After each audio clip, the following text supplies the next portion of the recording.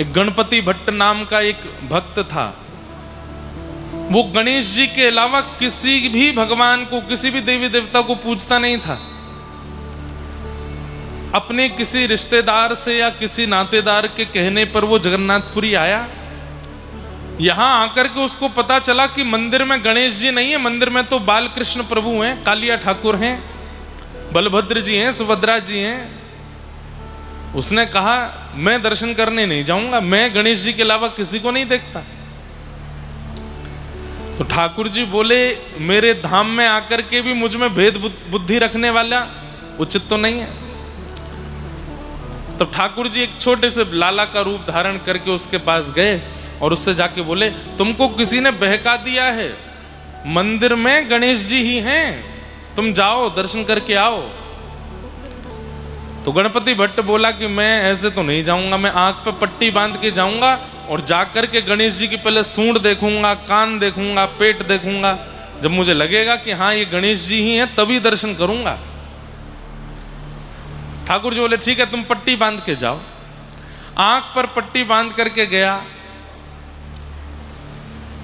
तब महाप्रभु जगन्नाथ जी को स्पर्श करने का अधिकार तो कुछ साल पहले तक भी था सब दर्शनार्थियों को।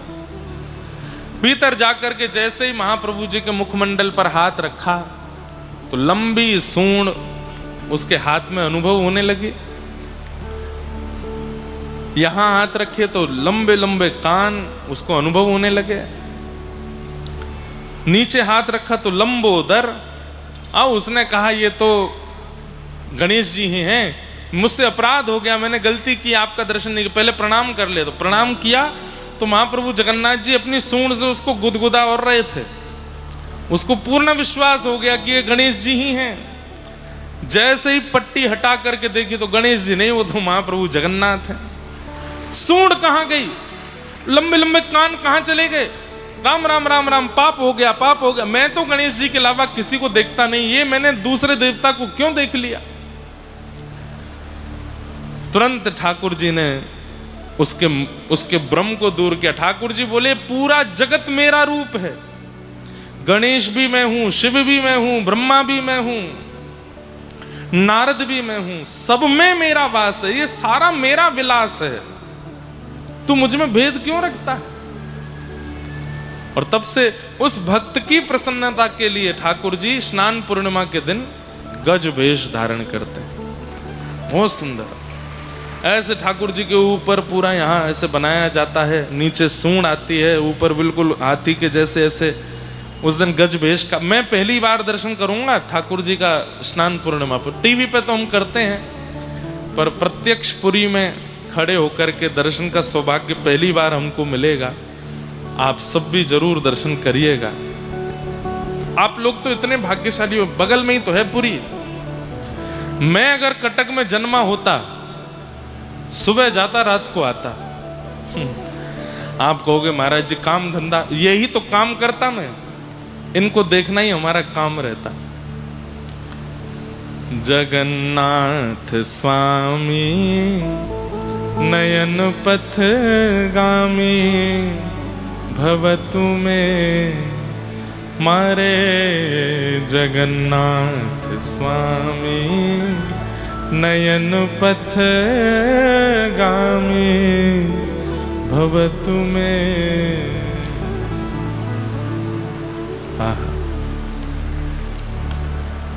ऐसे महाप्रभु जगन्नाथ, उन्हें बारंबार प्रणाम करते हैं। एक बात और है, समाचार वो दे के फिर कथा में प्रवेश करूं। गौ सम्मान आवाहन अभियान के विषय में मैंने पहले दिन कहा था कि यहाँ 3 नंबर स्टॉल है, वहां जाके आपको केवल साइन करना है। और पूरे भारत में सब संत इस विषय पर चिंतित हैं।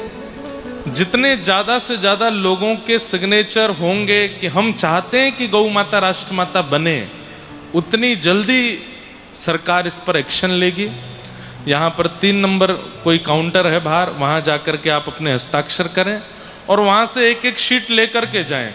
अपने परिवार मित्र आप बाहर जाकर के भी सिग्नेचर कराओ। सबको बता के कि भाई ये गौ माता को राष्ट्रमाता बनाने के लिए, उचित सम्मान दिलाने के लिए सरकार पर एक अपील हमको पहुँचानी है। कुछ नहीं करना, केवल हस्ताक्षर करना है उसके अलावा 27 जुलाई 2026 को प्रातः 8 बजे चौधरी बाजार के मारुति मंडप में, अब आप लोग जानते होंगे कहाँ है चौधरी बाजार, कहाँ है मारुति मंडप। चौधरी बाजार के मारुति मंडप में 1.5 घंटे तक विजय मंत्र श्री राम जय राम का जाप करेंगे। इसलिए आप सब लोग सुबह 8 बजे वहां पहुंच जाइएगा और 9:30 बजे कलेक्टर कार्यालय के लिए प्रस्थान कर कलेक्टर महोदय को प्रार्थना पत्र प्रस्तुत करेंगे कि गौ माता को उचित सम्मान दिलाया जाए। 27 जुलाई को आप सब कटकवासी इसमें निश्चित, कितना प्रेम पूर्वक और कितना आनंद में, एक प्रोटेस्ट जैसा ही है लेकिन उसमें हल्ला गुल्ला नहीं है, तोड़ फोड़ नहीं है। विजय मंत्र श्री राम जय राम गाना है और केवल हस्ताक्षर करके कलेक्टर को देना। भारतवर्ष में सब जगह ये क्रम हो रहा है। कटक वालों से हमारी प्रार्थना, जितने युवा यहाँ बैठे हैं इसको नोट कर लीजिए। एक तो बाहर हस्ताक्षर करना है, दूसरा 27 जुलाई को आप सबको एक साथ एकत्रित 8 बजे सुबह होना है।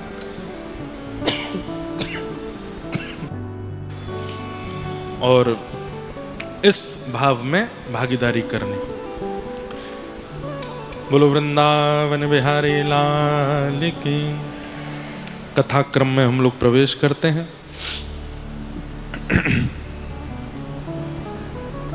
कल हम आप सब लोग श्रवण कर रहे थे कि श्रीमद् भागवत की रचना कैसे हुई। वेदव्यास जी महाराज ने अनेक पुराणों की रचना करने के बाद जब मन को संतुष्टि नहीं हुई, तब नारद जी की आज्ञा से भगवान के स्वरूप का वर्णन किया, स्वभाव का वर्णन किया।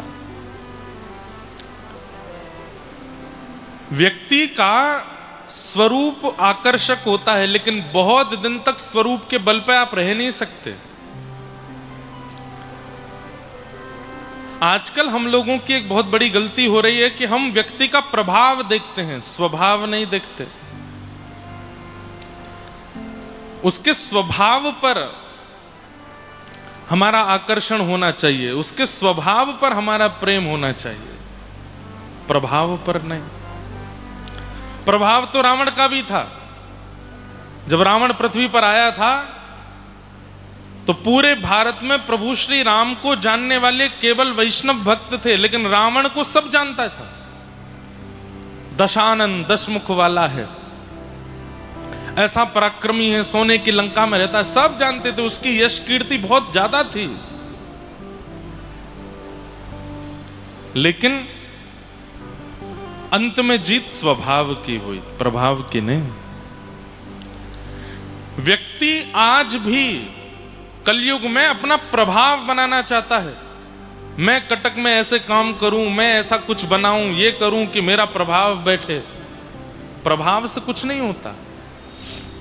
4 दिन आपका प्रभाव रहता है, 5वें दिन जरा सी गलती करके देख लो, सारे प्रभाव पर आकर्षित लोग आपको गालियां देने लगेंगे। लेकिन स्वभाव यदि मधुर निर्मित हो जाएगा, व्यक्ति एक बार आपसे प्रेम करेगा और जीवन भर फिर आपका ही रहेगा। कितने भी सुंदर रूप वाले के साथ रह लीजिए, कितने भी सुंदर रूप वाले से प्रेम कर लीजिए, प्रभाव वाले से प्रेम कर लो, लेकिन अगर स्वभाव अच्छा नहीं है तो रह नहीं पाओगे उस सुंदर के साथ। इसलिए कोई रूप में कम सुंदर हो, शरीर में कम आकर्षक हो, चलेगा। प्रभाव अच्छा नहीं है तो चलेगा। स्वभाव अच्छा होना चाहिए, उसके विचार मधुर होने चाहिए। भगवान कृष्ण की लीला में आप अनुभव करेंगे। आज कृष्ण जन्मोत्सव होगा, कल से लीलाएं सुनेंगे आप। इन्होंने प्रभाव वालों की ओर देखा ही नहीं है, ये केवल स्वभाव वालों को स्वीकार करते हैं।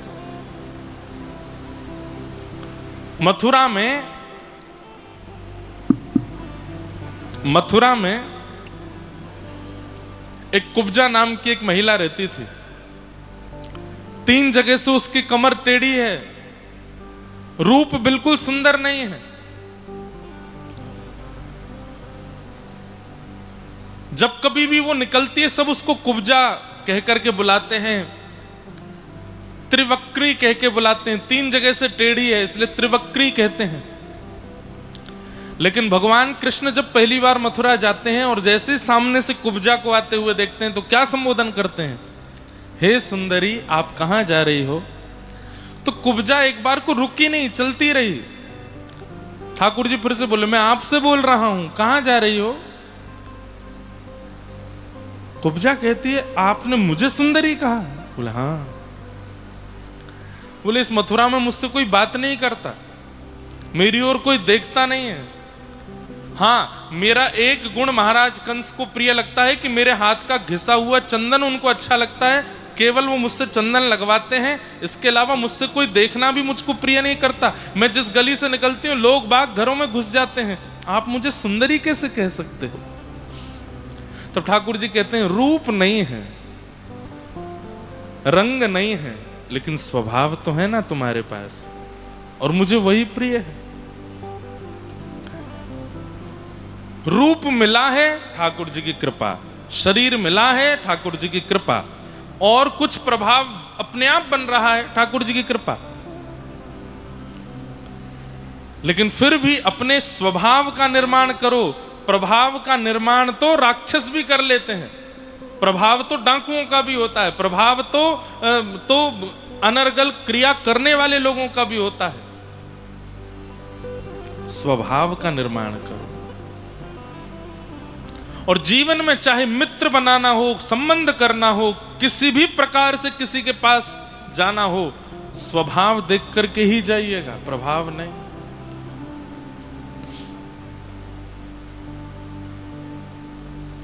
पिछले 1.5-2 वर्षों से भीड़ होने लग गई हमारी कथाओं में, कहीं भी जाते हैं खूब भीड़ हो जाती है।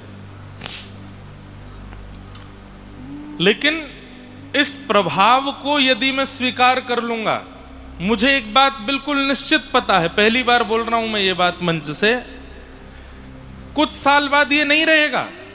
कुछ साल बाद वही गिने चुने लोग आएंगे कथा सुनने, कुछ साल बाद कोई और होगा जिसको लोग सुनेंगे, कुछ साल बाद हो सकता है कि भक्ति ही डाउन हो जाए, कोई कथा में ही नहीं आवे। उस समय यदि भीड़ नहीं आई तो कष्ट होगा चित्त को। इसलिए मैं आज भी स्वीकार ही नहीं करता। छोटे छोटे बच्चे आते हैं, युवा आते हैं, कॉलेज यूनिवर्सिटी के बच्चे आते हैं, कोई ऑटोग्राफ मांग रहा है, कोई कुछ कह रहा है। मैं उस समय यही सोचता रहता हूं, ये 4 दिन की चकाचौंध दिखा रहे हैं ठाकुर जी, इसको अपने ऊपर हावी मत होने देना। और इसका बहुत बड़ी प्रेरणा मुझको जगन्नाथपुरी से प्राप्त हुई। कैसे? जगन्नाथपुरी में माधवदास जी रहते थे, जिनका हम रोज थोड़ा थोड़ा वाक्य सुनते हैं। माधवदास जी जब मंदिर में दर्शन करने के लिए जाते थे तो लोग ये अनुभव करते थे कि महाप्रभु जगन्नाथ अपनी ब्रह्मवेदी पर ऐसे झूमते थे। 1-2 बार लोगों ने जब उनको झूमते हुए देखा तो उसके बाद में ये प्रचार हो गया पूरे जगन्नाथपुरी में कि जब माधवदास दर्शन करने जाता है तभी महाप्रभु जी झूमते हैं। अब तो ये हो गया कि सिंह द्वार पर भीड़ लगती थी, लोग दर्शन करने नहीं जा रहे हैं, माधवदास आएगा तो उसके साथ जाएंगे ताकि महाप्रभु जी को ऐसे झूमते हुए देखेंगे। ध्यान से सुनिएगा। और ये अनुभव किया लोगों ने कि जब वे जाते भीतर और जैसे ही माधवदास सामने जाके खड़े होते तो महाप्रभु जी ऐसे झूमते, और फिर सब दर्शनार्थी हरि हरि बोलो, महाप्रभु जगन्नाथ की जय। और फिर जगन्नाथ जी की जय जयकार तो होती, माधवदास जी की भी जय होती। मंदिर से माधवदास जी जैसे बाहर आते सब लोग, कोई चरण छू रहा है, कोई आरती उतार रहा है, बोले आप तो साक्षात जगन्नाथ ही हो। मंदिर में जाते ही महाप्रभु जी झूमने लगते हैं। माधवदास जी अपने कान बंद करते हैं, वो सबसे हाथ जोड़ते, इतना सम्मान नहीं दिया करो मुझे, मैं अधिकारी नहीं हूं इसका। अब स्थिति ये हो गई कि माधवदास जी जहां निवास करते थे उनकी कुटिया से लेकर के सिंह द्वार तक लोग पुष्प बिछाते थे।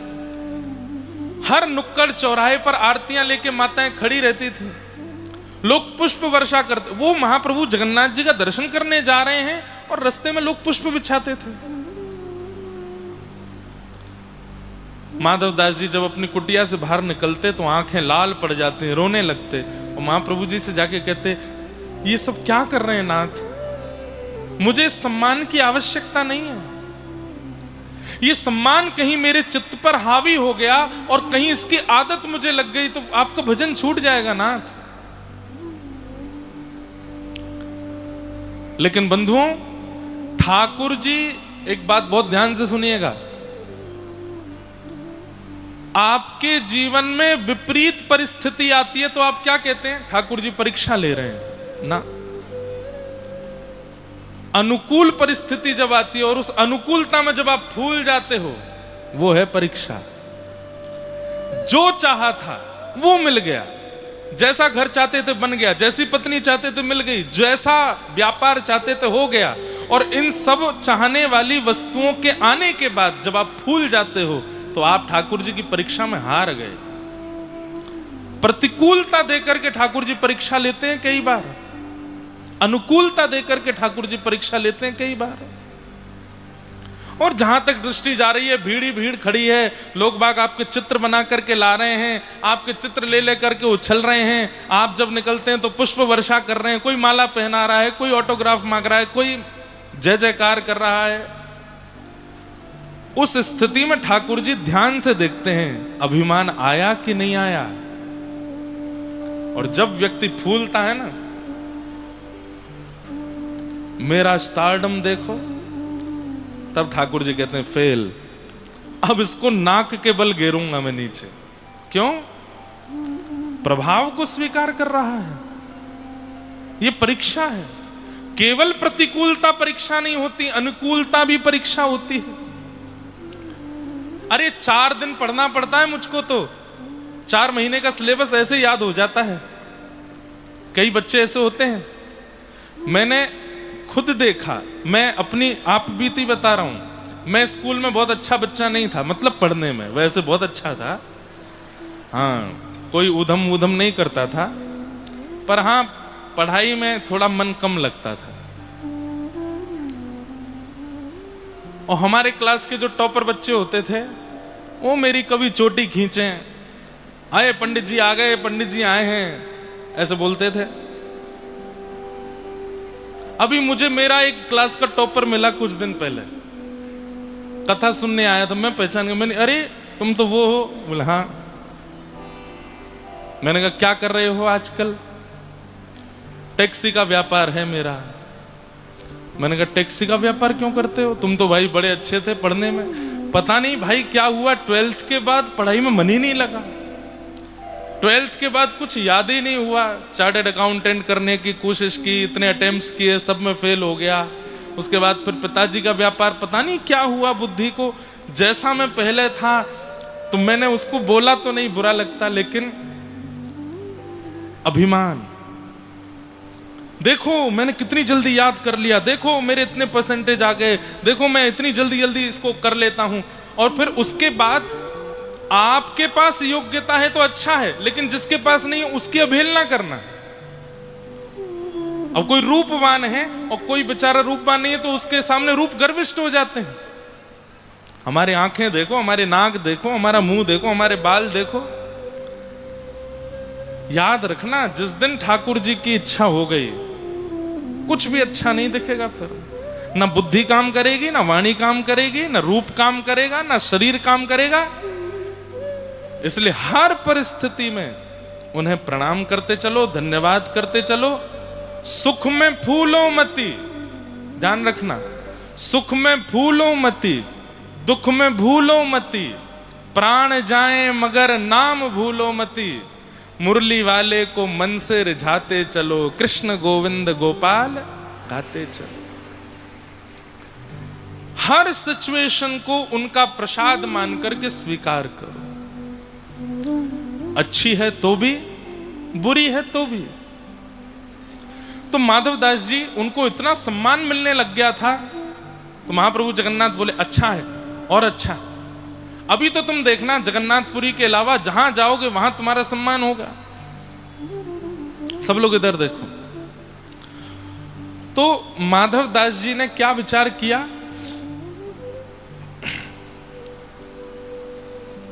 इस सम्मान का तोड़ क्या है?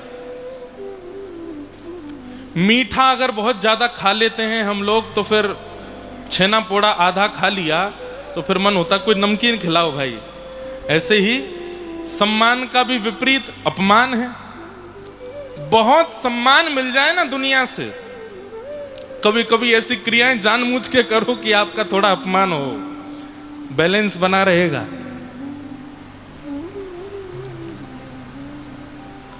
तो माधवदास जी ने क्या किया, सब लोग इधर देखो, ध्यान से सुनो, बिल्कुल ध्यान से। तो माधवदास जी बोले, ये पुरी में तो सब लोग मेरा बहुत सम्मान करते हैं, और माधवदास जी का नियम था वो किसी घर से भिक्षा लेकर के पाते थे। अब भिक्षा तो क्या मिलती, पहले जाते थे घर के बाहर खड़े होकर के मंजीरा बजा के कीर्तन करते थे तो घर के लोग लाके भिक्षा दे देते थे। अब माधवदास जी जब जैसे ही कुटिया से निकलते हैं तो घर के घर लोग हाथ जोड़, हमारे घर आ जाओ, हमारे घर आ जाओ। और भिक्षा कोई दाल रोटी नहीं, 56 भोग मिलते थे। तो माधवदास जी बोले बहुत ज्यादा सम्मान मिल रहा है, कुछ करना पड़ेगा। तो माधवदास जी पुरी से थोड़ी दूर एक गांव गए और वहां बोले यहां मुझे कोई नहीं जानता, यहां भिक्षा लूंगा। जैसे ही उस गांव में प्रवेश किया तो माधवदास जी ने क्या देखा, एक बड़ी चिड़चिड़ी माता जी थी वहां पे, बच्चों को डांट रही थी, पूरे मोहल्ले के लोगों से उनके लड़ाई झगड़े चल रहे थे। माधवदास जी ने जाकर के बोला ये माता जी कैसी हैं? तो मोहल्ले के लोग बोले अरे बड़ी चिड़चिड़ी है, सबसे लड़ती रहती है, चिड़चिड़ करती रहती है पूरे दिन, हमारे बच्चों को मारती है, कभी हमारे घर में कुछ फेंक देती है। माधवदास जी बोले आज की यजमान मिल गई मुझे, अब तो इसी के घर का प्रसाद पाऊंगा। देखिए महापुरुष लोग कैसे बैलेंस करते हैं। माधवदास जी उसके घर पहुंच गए और द्वार खटखटाने लगे। वो नकचड़ी मैया तो थी, क्रोध में ही रहती थी। द्वार खोला, क्या बात है, कौन हो? मैं माधवदास हूं, मेरा नियम है मैं लोगों के घर जाके भिक्षा मांग करके पाता हूं, आज आपका घर बड़ा सुंदर लग रहा था, थोड़ी मैया भिक्षा दे दो। आ जाते हैं सुबह सुबह, ना जाने कहां कहां से भिक्षा मांगने आ गए हैं, स्वयं बना के खाया करो, कितनी मेहनत लगती है रोटी बनाने में, आ गए हो यहाँ पे, मैया अब नियम है मेरा। बोले हाँ आलसी हो तो ऐसा नियम बना लिया, खुद ना बनाना पड़े, दूसरों के घर जाके खाना पड़े।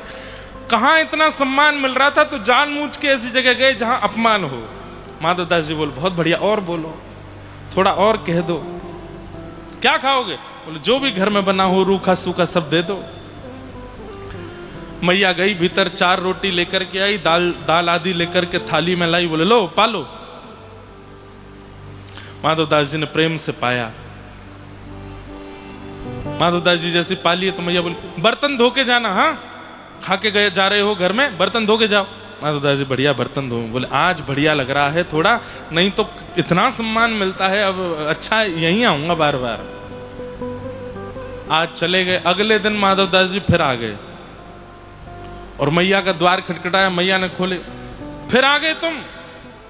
मैया क्या बताऊं, क्या अद्भुत साग बनाया था कल आपने, इतनी बढ़िया स्वादिष्ट रोटी, इतना सब कुछ, मेरा तो मन कल से ललचा रहा है, मैं पाने फिर से आ गया, पवा दो। मैया बोली चुपचाप बैठो अभी लाती हूं। मैया भीतर गई, उसको लगा ये बाबा तो रोज आएगा, तो जानबूझ करके साग में मिर्च डाल दी, दाल में नमक डाल दिया, किसी सब्जी में नींबू निचोड़ दिया, थोड़ा उसको खट्टा तीखा कर दिया कि कल से नहीं आवेगा। माधवदास जी ने जैसे ही पाया, पाते ही समझ गए ये जानबूझ के ऐसा करके लाई हैं कि मैं कल से ना आऊं। थोड़ी देर में मैया बोली कैसा लग रहा है? माधवदास जी बोले क्या बताएं, या तो जगन्नाथ जी का महाप्रसाद स्वादिष्ट है, या मैया तेरे घर की रोटी इतना अद्भुत, मिर्च तो नहीं लग रही आपको? नहीं नहीं बहुत सुंदर है, क्या अद्भुत बनाया मैया। मां बोली इन पे तो कोई फर्क ही नहीं पड़ रहा है।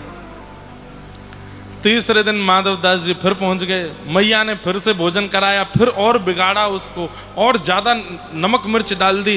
बोले अब तो इसको खट्टा तीखा लगेगा ही लगेगा। लेकिन माधवदास जी तो उस दिन नाचने लगे, बोले आज तो मैया इतना स्वादिष्ट बनाया है, इतना स्वादिष्ट बना, क्या बताऊं आपको। अगले दिन मैया बैठी थी, बोले अगर ये आज आया तो इसकी अच्छे से आरती करूंगी मैं। माधवदास जी फिर से पहुंच गए। जैसे ही पहुंचे,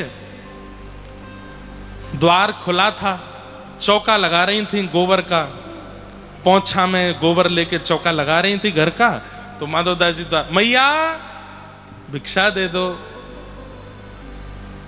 पहले तो मैया ने 100 गाली दी, उसके बाद में वो भिक्षा का जो वो था वस्त्र जिसमें गोबर आदि लगा था, वही फेंक के मारा, लो भिक्षा खा लो इसको। माधवदास जी के मुंह पर जाकर के वो लगा। माधवदास जी आज प्रसन्न हुए।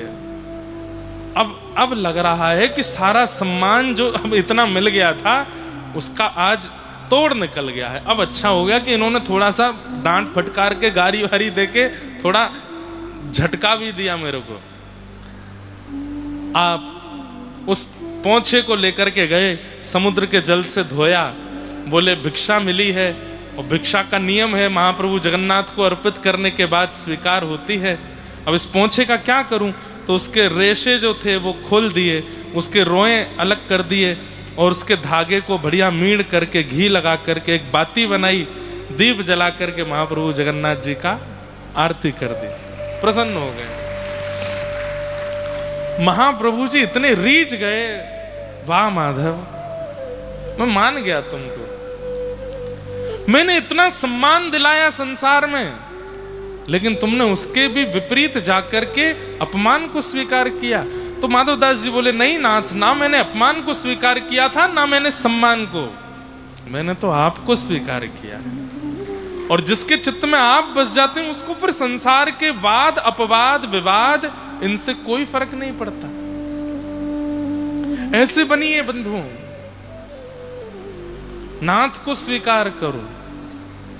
उसके अलावा फिर संसार तो बहुत विचित्र है। आज बहुत प्रेम देगा, कल एक गलती कर। अच्छा, जितने भाई लोग यहां बैठे हैं, बहनें बैठी हैं, जो काम करते हैं, मेरे कहे से काम करो, कथा पूरी हो जाए उसके कुछ दिन बाद अपने काम पर मत जाना, घर ही रह जाना। तो पत्नी या पति जो भी होगा घर पे वो पूछेंगे, या फिर जो बच्चे भी हैं उनके माता पिता पूछेंगे क्या बात है आज नहीं जाना, बोल देना छोड़ दिया काम मैंने, अब घर ही रहूंगा। आज बढ़िया कढ़ी बनाओ, बढ़िया कढ़ी पाएंगे तो पहले दिन तो उनको अच्छा लगेगा, अरे वाह चलो अब तो ये घर ही रहेगा। कढ़ी बनेगी, रोटी बनेगी, सब्जी बनेगी, भाजी बनेगी, मिष्ठान आएगा बाहर से, रसगुल्ला आएगा, बढ़िया प्रेम से आपको पवाया जाएगा। अगले दिन फिर कुछ नया बनेगा, तीसरे दिन फिर कुछ बढ़िया बनेगा, चौथे दिन से वो बढ़िया जो है वो घटने लग जाएगा। फिर केवल दाल ही बनेगी, फिर केवल एक सब्जी पे ही काम चलेगा। अरे महाराज 15-20 दिन बाद तो ये स्थिति हो जाएगी कि रोटी बनी बनाई रखी है उसमें से ले लो, पूली पूली रोटी नहीं मिलेंगी। और जहां 6-7 महीने निकले नहीं, ताने धीरे धीरे शुरू हो जाएंगे। पड़े रहते हैं पूरे दिन, करते धरते कुछ है नहीं है, कैसे चलेगा घर, क्या करोगे अब? और कुछ नहीं, आपके पास ही रहेंगे, प्रेम से पाएंगे भोजन, और क्या करेंगे। ये जिनको आप अपना अपना अपना बोलते रहते हैं, ये सारे अपने अपना रूप दिखा देंगे आपको। एक बार उनके लायक नहीं हो ऐसा बन के तो दिखा दो उनको। आप जब तक ये दिखाते रहोगे कि मैं उनके लायक हूं, तब तक आपको प्रेम मिलेगा। एक बार उनको दिखा दीजिए कि आप उनके लायक नहीं हो, ना लायक बन के दिखाइए, घर के लोग अपना रूप दिखा देंगे आपको। किसी लायक जब नहीं रहोगे घर के, तो सब अपने आप, चाहे कितना भी घनिष्ठ संबंधी हो, वह भी ताना दे देगा आपको। लेकिन चाहे लायक बने रहिए, चाहे ना लायक बने रहिए, महाप्रभु जगन्नाथ कभी शिकायत नहीं करेंगे। वो सदा प्रसन्न रहेंगे, सदा आनंदित रहेंगे।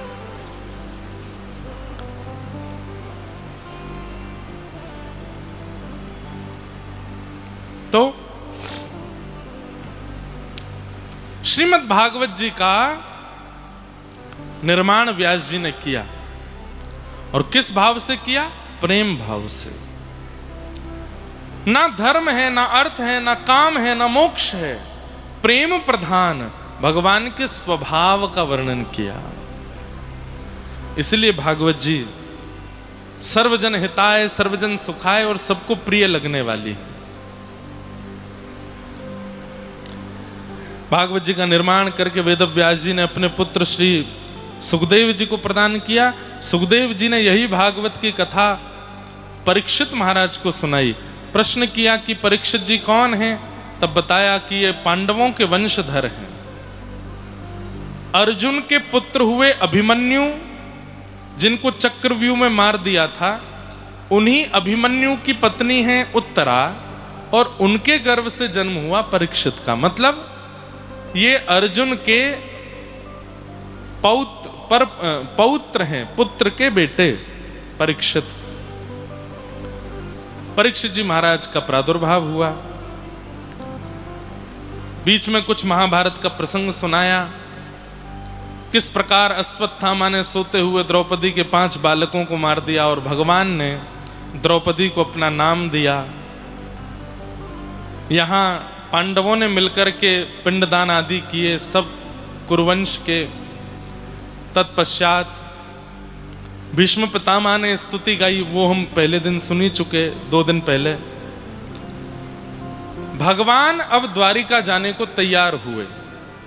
इतने दिन से पांडवों के पास ही थे। आज भगवान ने वापस द्वारिका जाने का मन बनाया। बंधुओं, एक बात कभी आपके मन में आती है कि पांडवों में ऐसा क्या है कि ठाकुर जी उनके साथ खड़े रहे? ऐसे कौन से लक्षणों से पांडव युक्त हैं कि भगवान ने उनका साथ दिया? धर्म की यदि बात करें तो धर्म तो भीष्म पितामह में भी था। गुरु तत्व की बात करें तो कृपाचार्य, द्रोणाचार्य जैसे महागुरु भी कौरव पक्ष में थे। बल की यदि बात करें तो दुर्योधन बहुत बलवान था। और अर्जुन के जैसे प्रेम की बात करें तो कर्ण में भी बहुत प्रेम था। लेकिन ठाकुर जी ने पांडवों को ही क्यों चुना, कौरवों को क्यों नहीं चुना? हैं तो दोनों ही भाई भगवान के। तब पांडवों के 5 लक्षण बताए और उन 5 लक्षणों के साथ 2 विशेष लक्षण बताए हैं। ये 5 लक्षण और 2 विशेष लक्षण जिनमें होते हैं, ठाकुर जी उन्हीं का संग करते हैं। कौन कौन से लक्षण हैं, ध्यान से सुनो। युधिष्ठिर, भीम, अर्जुन, नकुल और सहदेव, ये 5 पांडव हैं। बहुत ध्यान से सुनिएगा। सबसे पहला नाम है युधिष्ठिर का। युधिष्ठिर के अंदर धर्म है। धर्मराज युधिष्ठिर उनका नाम कहा जाता है। युधिष्ठिर के पास धर्म है। भीम का स्वरूप बल है। भीम बल का स्वरूप है।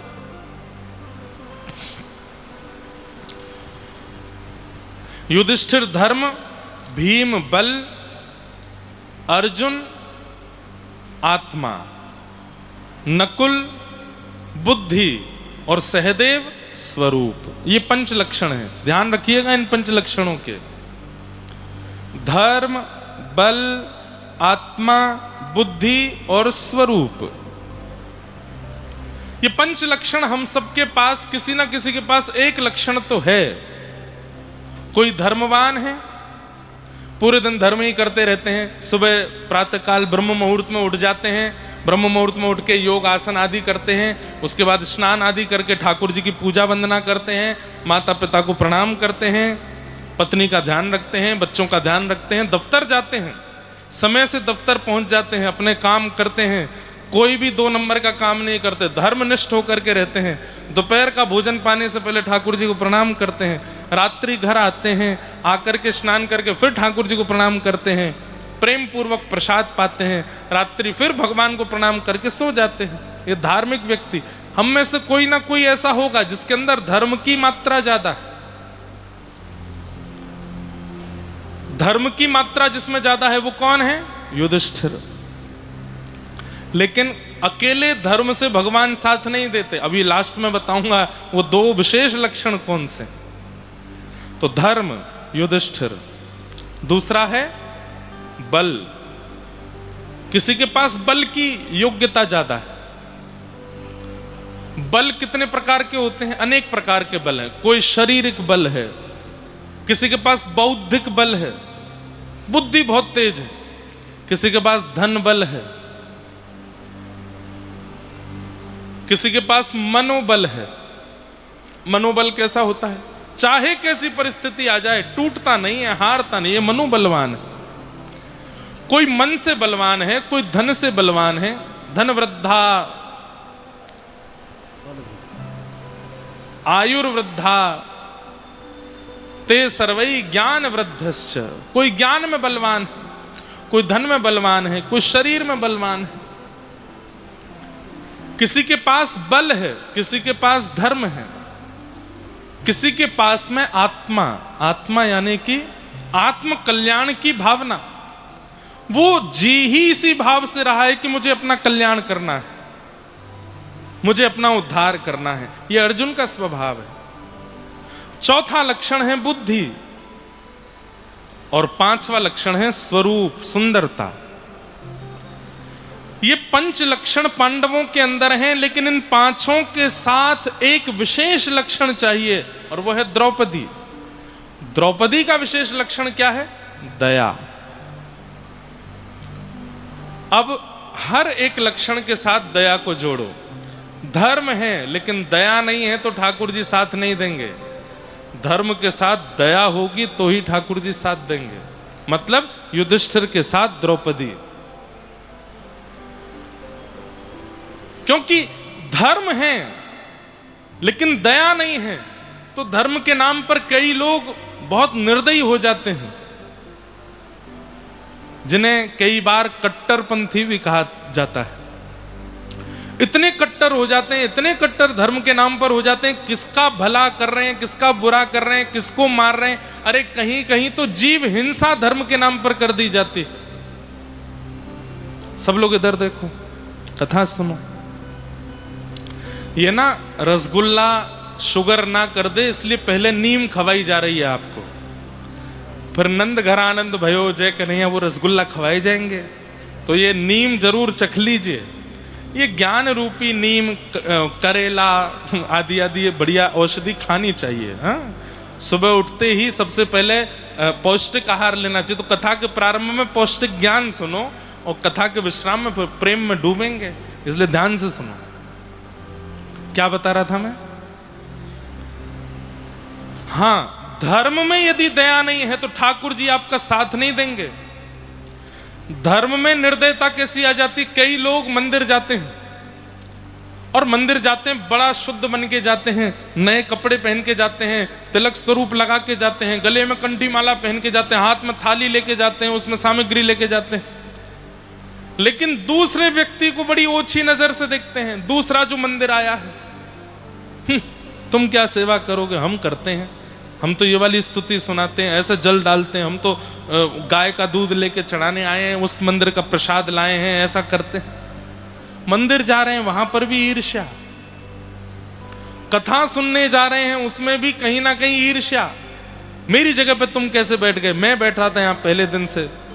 पौनी मारते हैं, पीछे गेड़ देते हैं। धर्म में दया नहीं तो धर्म आपके रक्षा नहीं करेगा। रावण भी कहीं ना कहीं धार्मिक तो था। क्यों? नित्य महादेव की उपासना करता था। जब जाता था कैलाश पर और देखता था लंबी लाइन लगी है महादेव के दर्शन की, तो रावण खड़े होकर के बोलता मुझे भी खड़ा होना पड़ेगा यहां पर। अरे महादेव को कोई जाकर के बताओ लंकापति रावण आया है। तो लोग बाग कहते तू दर्शन करने आया है कि दर्शन देने आया है? बोले आया तो दर्शन करने ही हूं, लेकिन इन सब लोगों के साथ थोड़ी खड़ा रहूंगा। अच्छा, लाइन में कौन खड़े हैं? गंधर्व खड़े हैं, ब्रह्मा जी खड़े हैं। उन लोगों को तो कुछ समझता ही नहीं था, वो इनके साथ खड़ा हूंगा मैं, और मुझ पर समय नहीं है, महादेव से कहो मुझे दर्शन दें। लेकिन उसकी सुनवाई नहीं होती थी तो क्या करता था रावण? ऐसी स्तुति बना करके गाता था कि उसकी स्तुति के शब्दों से हिमालय की चोटियां हिलने लगती थी। बर्फ टूट टूट करके नीचे गिरने लगती थी, आकाश में बादल गरजने लगते थे, पृथ्वी में भूचाल आ जाता था, तो महादेव के नेत्र अपने आप खुलते थे। क्यों, क्या हो रहा है भाई? तब कहते रावण आया है, बुलाओ बुलाओ उसको, यहां बुलाओ। यस्यास्ते ड्राट ड्राट डुट डुट ममलम टम टम टम टम टम डम शम डुडम शम डुहि डुहि चकितम भूपके भूपनालम तैलम तैलम तुतैलम खुकु खुकु खुकु ख्वांग खुख्वांग ख्वांग ख्वांग ख्वांग ध्यायते यस्य गान्ते वसति च सकलम पातुनो चंद्रचूड़। रावण गाता है। जटाट विग्ल लज्ज्वल प्रवाह पादित स्थले, उसके शब्द ही ऐसे होते थे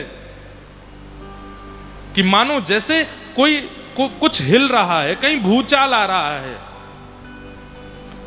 महादेव जाकर के रावण को इधर आओ, इधर आओ, प्रणाम करो, प्रणाम। सुन, तू मत आया कर, मैं ही आ जाऊंगा लंका। यहां आकर के सबको हिला देता है। धर्म है पर दया नहीं है। दया होती तो वन में किसी सौभाग्यवती नारी का स्पर्श नहीं करता रावण। दया नहीं है। ऐसे धर्म का क्या फायदा जिसमें दया ना हो? इसलिए कई लोगों में धर्म की मात्रा अधिक होती है पर दया नहीं होती, तो ठाकुर जी उसका साथ देने में डरते हैं। दया नहीं है इसके पास। इसलिए युधिष्ठिर का संग क्यों किया? क्योंकि युधिष्ठिर के साथ में दया रूपणी द्रौपदी है। द्रौपदी को दया का रूप क्यों कहा गया? अपने 5 बालकों के हत्यारे को सामने देख करके द्रौपदी कहती है इसको क्षमा कर दो, इसको मत मारो। तब भगवान ने उसको दया का रूप कहा। तो धर्म के साथ दया, यानी कि युधिष्ठिर के साथ द्रौपदी। दूसरा है बल। बल के साथ दया। बल के साथ यदि दया नहीं होगी तो बल का दुरुपयोग करोगे आप। बहुत धन आ गया लेकिन दया नहीं है तो धन का असदव्यय करोगे, कहीं भी उड़ा रहे हैं, कहीं भी खर्च कर रहे हैं। लेकिन धन के साथ दया आ जाएगी तो नित्य दान पुण्य की भावना बनी रहेगी। यहां कुछ सेवा करा दें, यहां कुछ अच्छा करा दें, जगन्नाथ मंदिर में एक उत्सव करा दें, बद्रीनाथ में कुछ ऐसा करा दें, वृंदावन में जाके फूल बंगला बनवा दें, गिरिराज जी की खूब सुंदर तलेटी पर विराजमान बानरों का एक भंडारा कर दें। अकिंचन लोग, निर्धन लोगों की एक सेवा प्रणाली कर दें।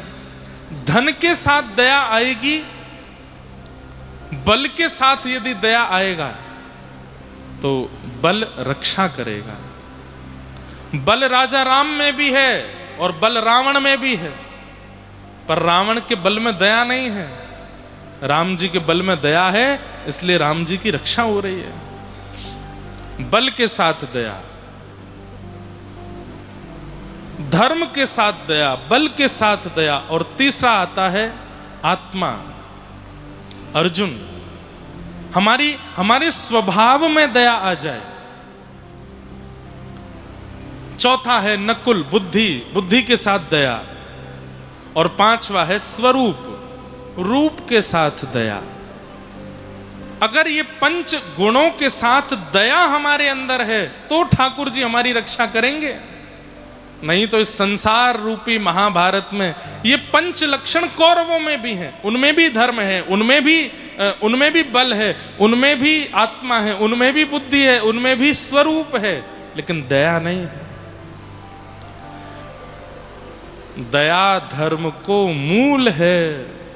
इसलिए अपने गुण में दया का एक संपुट लगाओ, तब ठाकुर जी रक्षक बनते। पांडवों की भगवान ने खूब रक्षा की। आज द्वारिका जैसे ही भगवान पहुंचे, कुछ दिन बाद ठाकुर जी को खबर मिली कि उत्तरा के गर्भ के बालक ने जन्म लिया है, जिस बालक की रक्षा स्वयं भगवान ने गर्भ में जाके की थी।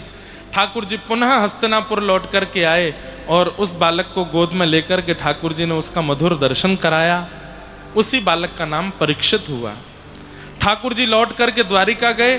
कुछ महीने वर्ष बाद भगवान अपनी लीला पूरी करके स्वधाम पधार गए। ये खबर अर्जुन ने जब पांडवों को बताई तो समस्त पांडव स्वर्गारोहण को प्रस्थान कर गए और छोटे से बालक परीक्षित को राज्य गद्दी पर बिठा दिया।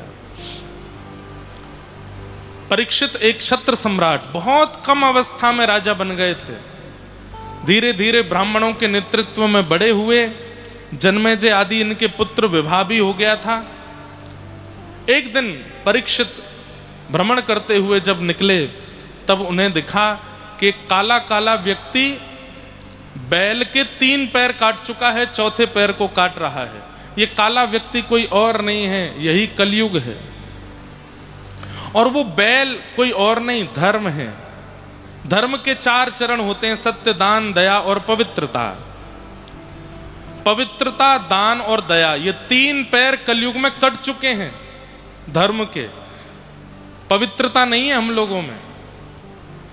नहाने को पवित्रता मत कहा कीजिए। कर्मा बाई, हमने सुना है कई बार बिना नहाए भी खिचड़ी बनाती थी, ठाकुर जी जाते थे पाने के लिए। स्नान पवित्रता नहीं होता, मन बुद्धि के विचारों का शुद्ध होना पवित्रता होता। पवित्रता किसको कहते हैं? आपसे किसी ने आकर के कहा, अरे वो 4 नंबर गली में व्यक्ति रहता है ना, बोल हाँ उसके घर तो ऐसा हो गया और वो तो ऐसा है, अरे बड़ा निकृष्ट है, बड़ा ऐसा है।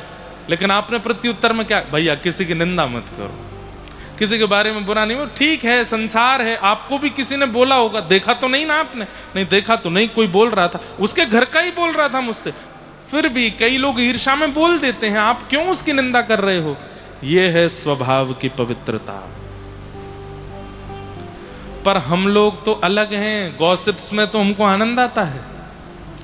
कोई किसी की आके निंदा कर दे, अरे तुमको तो इतना ही पता है, मैं और बताऊं, मैंने तो ऐसा भी सुना है, मैंने तो ये भी सुना है।